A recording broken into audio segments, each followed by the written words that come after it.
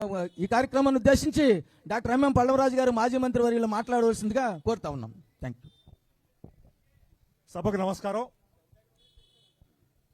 మీ అందరి అనుమతితో నేను కూర్చునే మాట్లాడుతాను. ఎందుకంటే ఇది మీ అందరికీ ఏదో భాషణ ఇవ్వడానికి రాలేదు.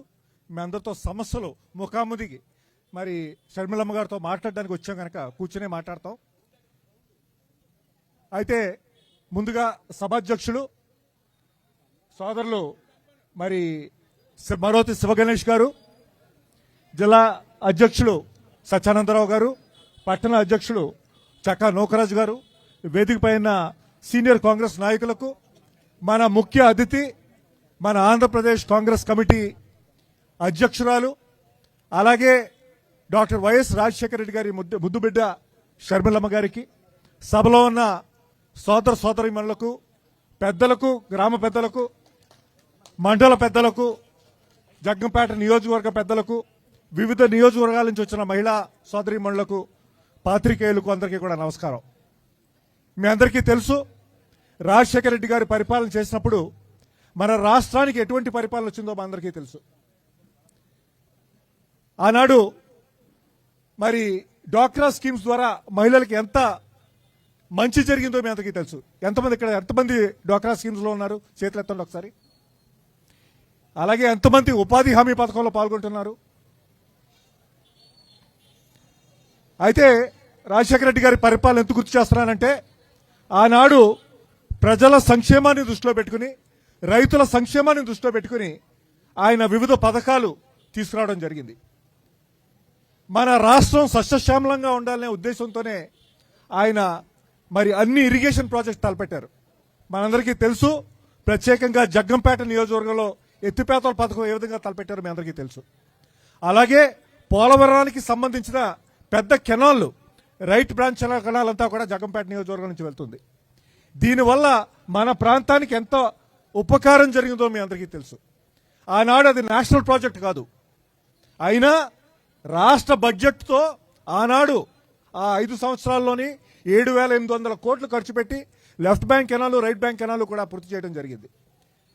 పోలవరం ప్రాజెక్టు పూర్తవ్వాలనే కంకణం కట్టుకున్నాడు ఆయన. మన దురదృష్టం, ఆయన కోల్పోవడం మన దురదృష్టం. అదే టైంలో ఆయన ముఖ్యమంత్రిగా ఉన్నప్పుడు మరి సోనియా గాంధీ గారు మరి అధ్యక్షురాలుగా ఉన్నారు కాంగ్రెస్ పార్టీకి, డాక్టర్ మన్మోహన్ సింగ్ గారు ప్రధానమంత్రిగా ఉన్నారు. వాళ్ళు చూశారు ఆనాడు జిల్లాల్లో ఎటువంటి పరిస్థితి ఉంది, ముఖ్యంగా మెరక ప్రాంతాల్లో ఎటువంటి పరిస్థితి ఉందని చూశారు. ఉపాధి లేదు. నాకు గుర్తుంది, కర్ణాటక రాష్ట్రానికి వెళ్ళినప్పుడు చాలా బ్యాక్వర్డ్ రీజన్, ఆడవాళ్ళకి 25 రూపాయలు, మగవాళ్ళకి 35 రూపాయలు రోజుకి వేతనం. అది కూడా ఎప్పుడు వర్షాలు పడినప్పుడే ఆ వేతనం, లేకపోతే వాళ్ళకి ఉపాధి లేదు, వ్యవసాయం లేదు. ఇలాగా మొత్తం దేశం అంతటా కూడా 200 జిల్లాలు ఐడెంటిఫై చేసి ఆనాటి కాంగ్రెస్ ప్రభుత్వం 200 జిల్లాల్లో ఈ ఉపాధి హామీ పథకాన్ని పెట్టింది. ఈ ఉపాధి హామీ పథకం వల్ల ఏమిటి? గ్యారంటీగా మీకు రైట్స్ బేస్ చేశారు, మీ హక్కు చేశారు. సంవత్సరానికి 100 రోజులు ప్రతి కుటుంబానికి ఒక్కరికి ఉపాధి కల్పించే విధంగా ఈ ఉపాధి హామీ చట్టాన్ని 2005లో తీసుకురావడం జరిగింది. అది అనౌన్స్ చేసిన వెంటనే ఆనాడు ముఖ్యమంత్రిగా ఉన్న రాజశేఖర రెడ్డి గారు మా రాష్ట్రంతో మొదలు పెడతామని చెప్పి అనంతపురం జిల్లా ఎందుకంటే మొత్తం దేశవ్యాప్తంగా అది సెకండ్ బ్యాక్వర్డ్ డిస్ట్రిక్ట్.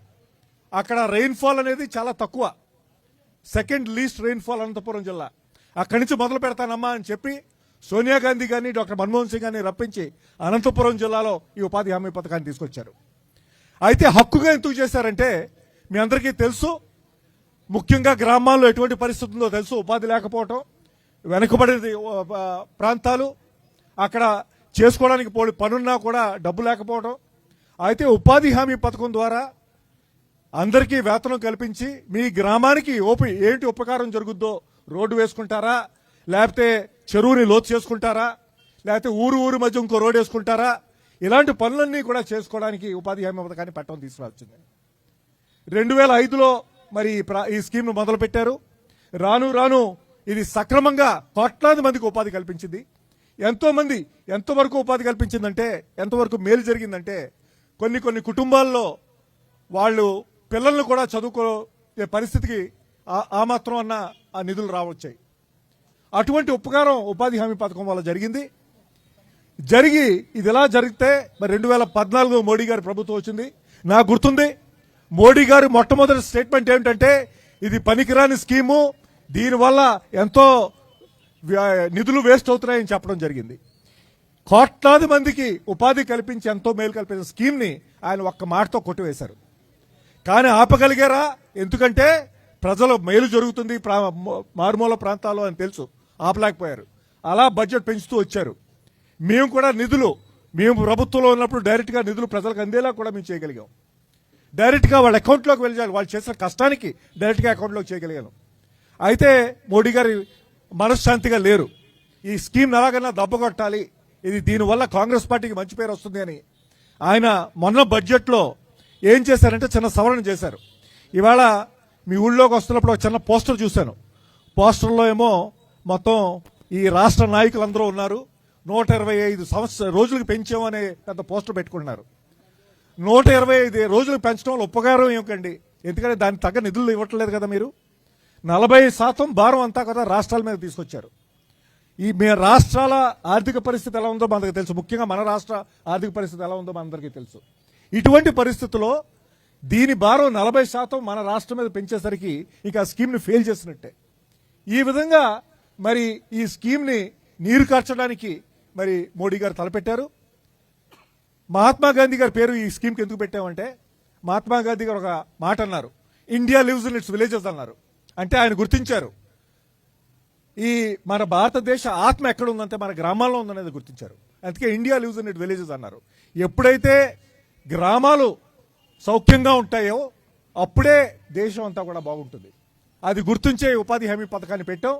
ఈ విధంగా నిర్వీర్యం చేస్తూ ఆ స్కీమ్ పేరు కూడా మహాత్మా గాంధీ గారి పేరు కూడా తీసేయడం జరిగింది.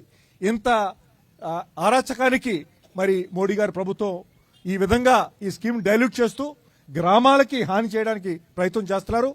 ఇవన్నీ మేలు కొల్పడానికి, ఈ విషయాలు చెప్పడానికి షర్మిల గారు మన రాష్ట్రం అంతటా కూడా మరి తిరుగుతూ ఈ స్కీమ్ గురించి కంకణం కట్టుకుని చెప్తున్నారు. అయితే మరి వారు మాట్లాడే ముందు మీలో ఎవరన్నా కూడా కొన్ని మీ సమస్యలు, స్థానిక సమస్యలు కానీ ఉపాధి హామీ పథకానికి సంబంధించిన విషయాలు కానీ మీరు ఎవరన్నా ఉన్నవాళ్ళు పార్టిసిపేట్ చేసేవాళ్ళు చెప్తే బాగుంటుందని చెప్తూ నేను సెలవు తీసుకుంటున్నాను. జై హింద్.